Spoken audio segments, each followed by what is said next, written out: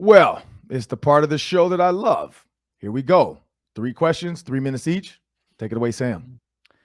Gronk is retiring again. The second retirement, and I'm not sure that anybody's convinced it's for real this time. Ron, do you think that this is for real? And if so, is Gronk the greatest tight end of all time? Oh, man. Well, I'm going to go to the first question. The second question. Is he the greatest of all time? No, not in my opinion. And this is why. I mean, you look at Tony Gonzalez, and I look at body type. Gronk was just a big bruising guy. But certain routes, like Gronk couldn't run. Like Gronk was just a big body that Tom Brady knew how to use properly. You put Gronk in certain offenses, I don't think you get the same production out of him. Now, was he a bully? Yeah. Was he a ridiculous red zone threat? Yeah. But just and maybe it's the way he runs. He just looks lumbering to me sometimes. He just looks like a big, huge, like Groot. Like he reminds me of Groot the way he runs. Where I look at like smooth route runners like Antonio Gates, Tony Gonzalez, Shannon Sharp. You could put Shannon out there as a receiver, and maybe people got confused of his brother, and they had similar body looks, the way they moved. But you could put him out there as a receiver, and you get like a nice slant. I remember the Ravens. He ran a slant route against, I think, the Raiders in the playoffs, took it to the house like 82 yards. That was also a game I think the QB threw the ball like 10 times. But when you think about top all time, I got to go Gonzalez, Gates, Sharp, and then I can go Gronk. And this is the thing. When you look at stat wise, there's another tight end in between them, and that's Jason Witten. Now, Jason Witten to me is another lumbering type of body type guy. Maybe I'm looking at body type more so than production, but from a statistic standpoint, yards, you have Gonzalez, Witten, Gates, Sharp, Gronk. Then Travis Kelce is only 200 yards away from Gronk. So Greg Olson's done. Jimmy Graham is pretty much done. Ossie Newsom's out of that. Vernon Davis is done. Jared Cook, Zach Ertz is way down to 6,000. So the fact that Travis Kelce is right there behind Gronk and 20 games less, almost 20 games less, and he's only 200 yards behind Gronk. And that's why I can't say he's the greatest all time, because we haven't seen what Travis Kelce's going to do. Travis Kelce, in my opinion, is right there with Gronk right now. I mean, you look at receptions. He has 700 receptions compared to Gronk 621. He has 994 I don't even know what that is. Sorry, average. That's wrong stat. Average. He has 12.8 to Gronk's 15. So that's the big difference is you had a lot of stretch route. Travis Kelce does a lot of intermediate stuff. But overall, Travis Kelce is only two. It's going to take maybe 2 games, 3 games this season with Gronk being retired for Travis Kelce to jump Gronk on this list and become a top 5 NFL wide receiver. And so can you say it was Patrick Mahomes? Well, in Tyreek Hill's opinion, Patrick Mahomes is not good. It's inaccurate. It's all about Tua. So you got to give it to Travis Kelce. That Travis Kelce is making Pat Mahomes look good. Patrick, as his mom would say, it's not just Pat. But no, I can't put him as all time. Now, is this his final retirement? Who knows with him and Brady? Because they love to do this mind game stuff. Gronk's retired, like faked retirement before for stuff. Like he faked retirement so he wouldn't get traded to the Lions when Matt Patricia went. Like he literally told the Lions, "I'm going to retire before I go to the Lions." And then the Lions just moved on. And then, of course, he didn't retire. Like he videotaped himself working out in 3 different tank tops on the same day and sent the videos on different days to the Bucks to prove he was working out during COVID. Like the guy is just crazy, and he's a mind guy. So no, I don't think this is it for him. It could be, but I would never say it is, because you never know with the Gronkowski family. Yeah, Gronk wants to, spend some more time partying on a boat instead of going to training camp, I think. It might answer the phone if Brady calls him mid-season and says, Correct. "Hey, we need help." Yep. But listen to this peak that Gronkowski had. I don't think he's top 5 even, just because of the injury stuff, the longevity, much, much greater longevity amongst some of those other guys. But Gronkowski from 2011 to 2017, he was averaging 1,311 yards per 16 games. I mean, that's and 13 touchdowns. That's crazy productive. Yeah. His body just didn't always cooperate. LinkedIn, a great social network for professionals. The sun comes out, small businesses are back in business. LinkedIn Jobs makes it easier to grow your team. LinkedIn Jobs helps you find the people you want to interview faster and for free. Create a free job post in minutes on LinkedIn Jobs to reach your network and beyond to the world's largest professional network of over 810 million people. Add your job in the purple hashtag hiring frame to your LinkedIn profile to spread the word that you're hiring so your network can help you find the right people to hire. Simple tools like screening questions make it easier to focus on candidates with just the right skills and experience so you can quickly prioritize who you'd like to interview and hire. That's why small businesses rate LinkedIn Jobs #1 in delivering quality hires versus leading competitors.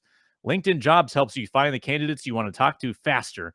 Do you know every week nearly 40 million job seekers visit LinkedIn? Post your job for free at linkedin.com/lockedonmlb.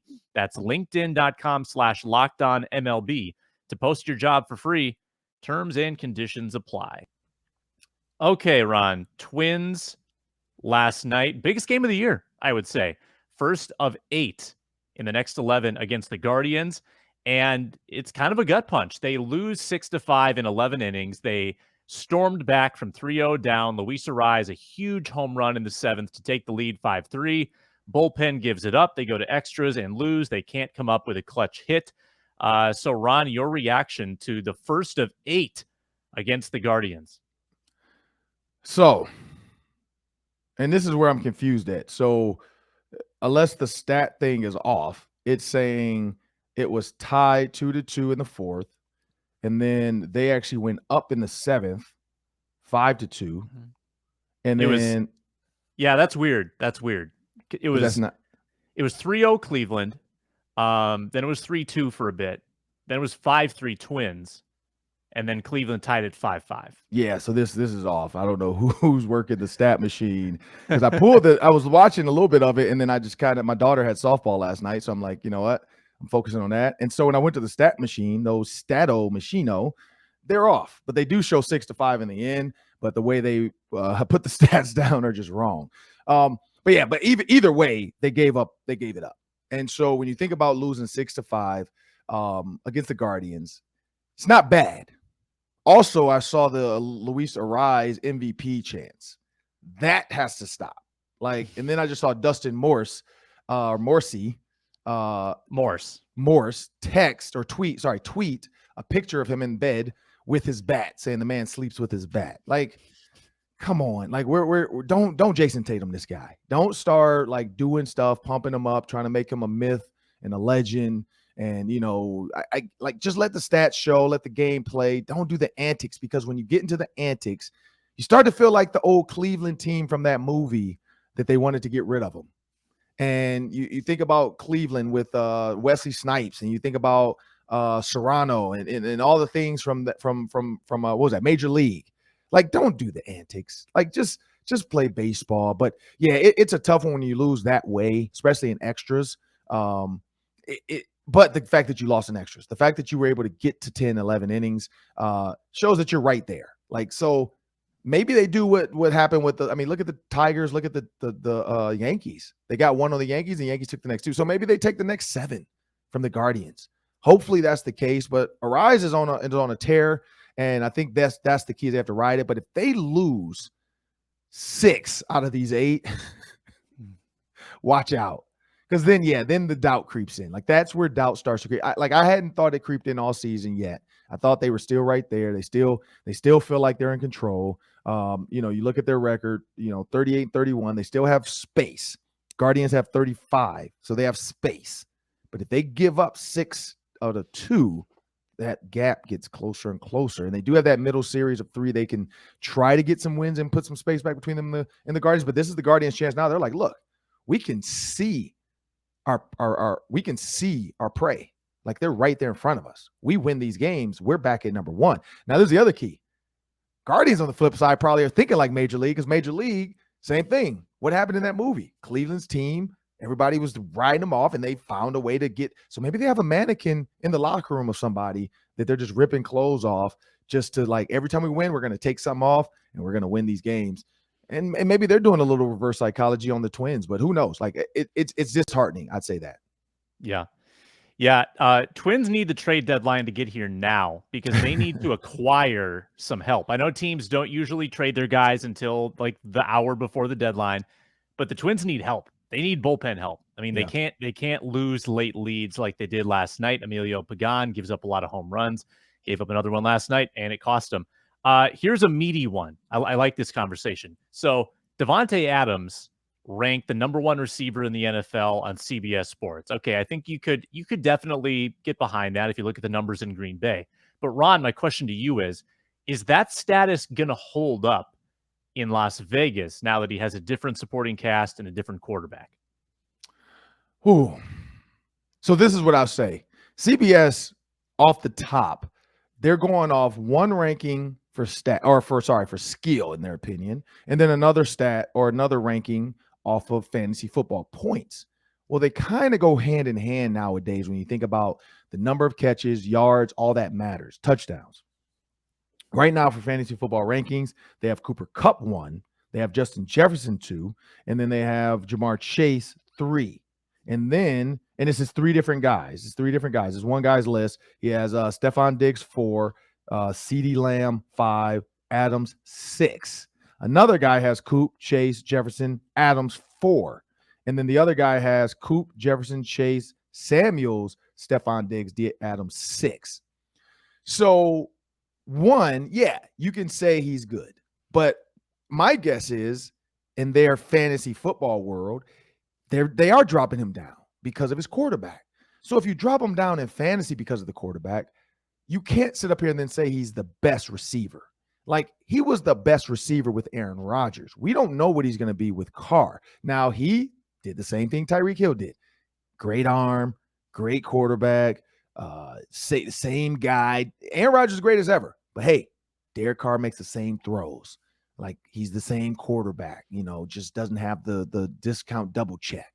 And so when you think about that and the fact that there's 2 different sides of the story, I'm still going to go with the one that's most noticeable. Chase and Jefferson. Those are the 2 that are in the same spot on everybody's list. 2 and 3. They're in the same spot. Cooper Kupp is the one that's flip-flopped, and Devontae Adams is flip-flopped. So are you saying Cooper Kupp's not that good? It's just in the system, he's going to get a lot of balls. Are you saying Devontae Adams better, but in his system, he's not getting a lot of balls? At the end of the day, Justin Jefferson and Jamar Chase are where they are. They're good, and they're going to, they get balls that matter, but it doesn't always come to them. But they are better receivers. And so at the end of the day, I think Devontae Adams is good. You can't argue that Cooper Kupp, Justin Jefferson, Jamar Chase, and Devontae Adams are probably, I'd throw Stephon Diggs in there, probably top 5. Like, those are probably the top 5 NFL wide receivers right now. And so if you think about that, only the season can tell. And that's my opinion. That's where I go with it. I think Devontae Adams is good. I just don't know if I put him at 1 because you can't deny what Cooper Kupp did this season. Like, at the end of the day, he's still the number 1 receiver, the Triple Crown winner. So he hasn't done anything. And Matthew Stafford's still there. McVay's still there. I mean, are they saying Kevin O'Connell was the key to this puzzle? Probably not. Sean McVay's still there. Stafford's still there. And Cooper Kupp's still there. At the end of the day, still Cooper Kupp's crown. So Devontae Adams has to knock it off his head. I don't know. What do you think, Sam?